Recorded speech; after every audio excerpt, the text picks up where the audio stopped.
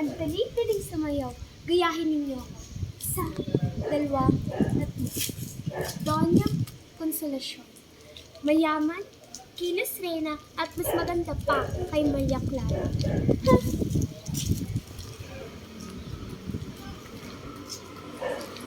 Hay nako, napakainit naman dito. Ang ingay pa. Pasarado na nga ang mga bintana, narinig pa rin ang ingay ng mga nagpuposisyon. Hay nako, hoy kayo, hindi ba kayo magbibigay galang sa akin? Ako ba hindi ninyo nakikilala? Ako lang naman si Doña Consolacion, isang Doña, asawa ng isang alperes at mosa ng Guardia Civil. Abay, hindi naman porket magkakasama tayo maglabandera noon ay hindi na ninyo ako gagalang.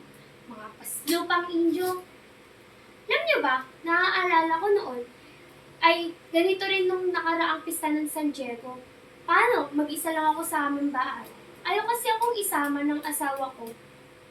Abay, kinakahiya niya ba ang isang magandang babae na ito?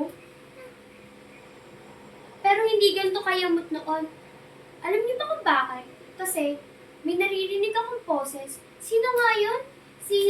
Sino? Ano? Oo, si Sisa, yung baliw. Hay naku, akalain mo kahit baliw, napakaganda ng boses. Guardia Civil, kuhain niyo nga si Sisa, dalhin niyo siya rito sa taas at pakantahin niyo